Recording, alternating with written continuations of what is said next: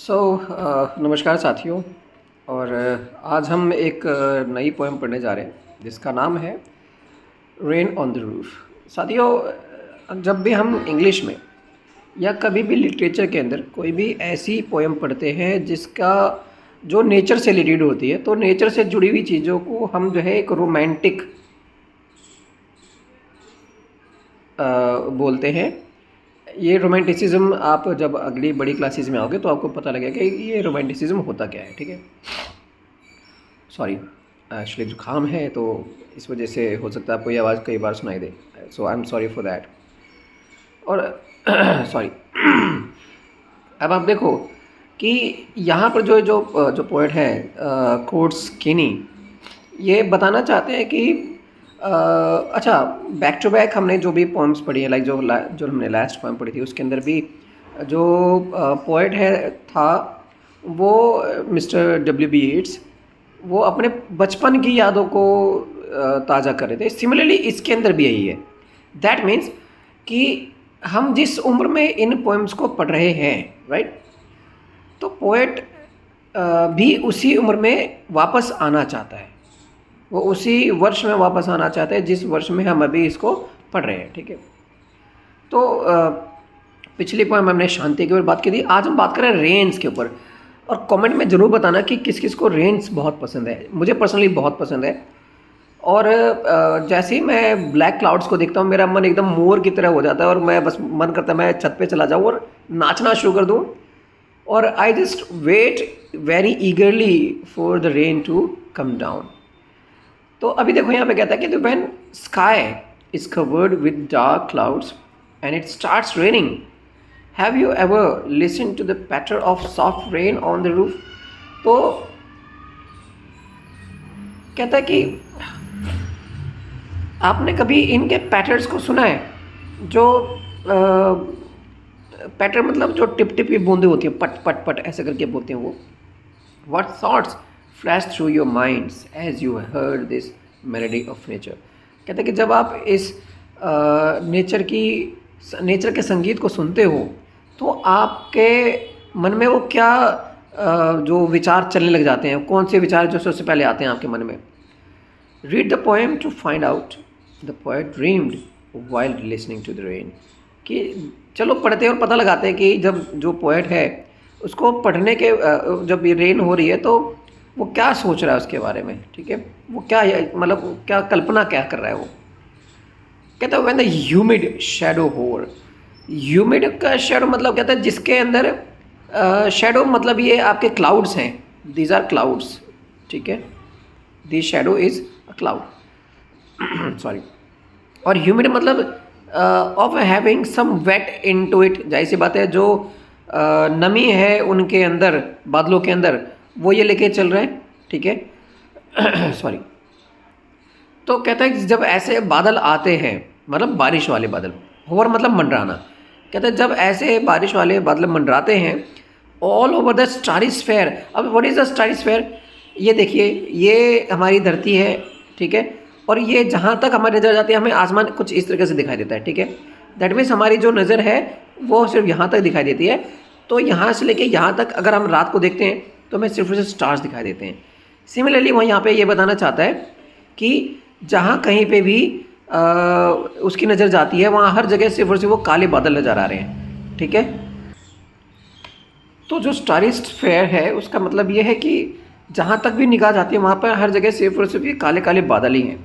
And the मेलनकली darkness, और वो इतने ज़्यादा काले हैं कि जो वहाँ पर का जो आसपास का जो जगह है वो पूरी अंधेरे में चली गई है और अंधेरे से हम सबको डर लगता है। तो मेलनकली मतलब उदासी भरी को कहते हैं, लेकिन यहाँ पर उसका मतलब वो नहीं है। जेंटली वीप्स इन रेनी टीयर्स। अब क्या होता है वो ये कह रहा है कि जैसे ही एक एक बूंद पहले एक एक बूंद गिरती है तो ऐसा लगता है जैसे कि बादलों ने रोना शुरू कर दिया है। ठीक है, what a bliss to press the pillow. कहता है कि जब ऐसे आपके पास एक एक ऐसे बूंदें पड़ती है ना, और जब आप रज़ाई के अंदर होते हो तो कहता है कितना चरम सुख मिलता है आपको, परम आनंद मिलता है कि आप जब अपने तकिए को दबाते हो और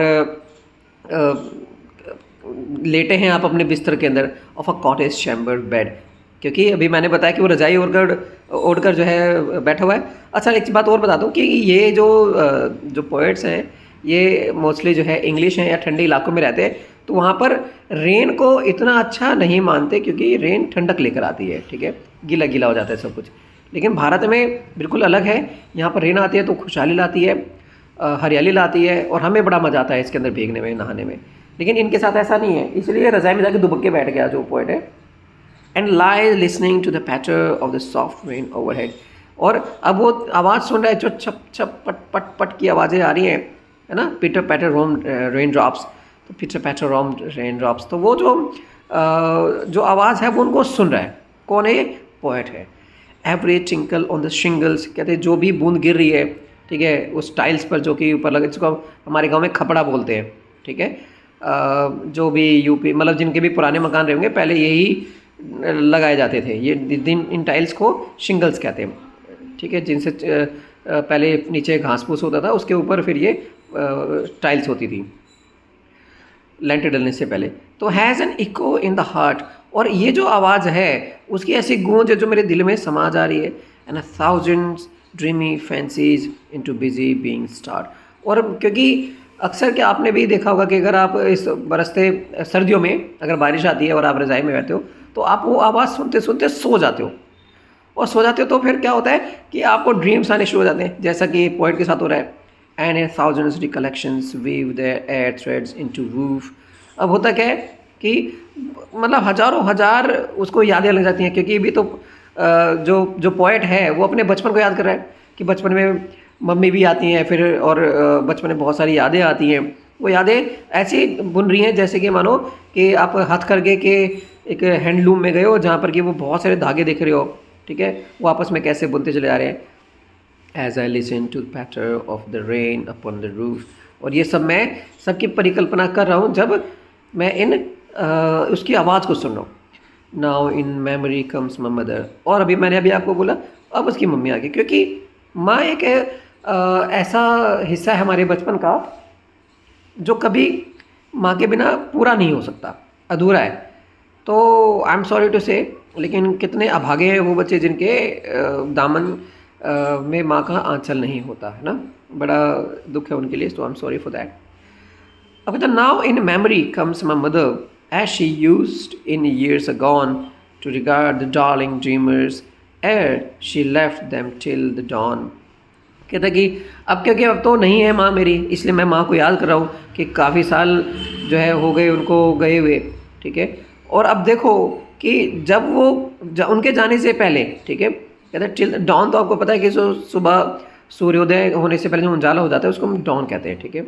ओ I feel her fond look on me. अब क्योंकि मैं जब लेटा हूँ अभी मुझे याद आ रही है माँ की, और मैं देखता हूँ कि मम्मा मुझे कैसे देखती थी जब मैं उनके सामने होता था। As I list to this refrain which is played upon the shingles by the patter of the rain, ठीक है। अब मैं जो है इन जो गिरती हुई बूंदें हैं उनको सुन रहा हूँ। वैसे यहाँ पर गिरती हुई बूंदें, अदरवाइज रिफ्रेन मतलब किसी चीज़ का मतलब तिरछी निगाहों से देखना होता है, मतलब उससे दूरी बनानी होती है, लेकिन यहाँ पर इसका मतलब है बूंदों का गिरना।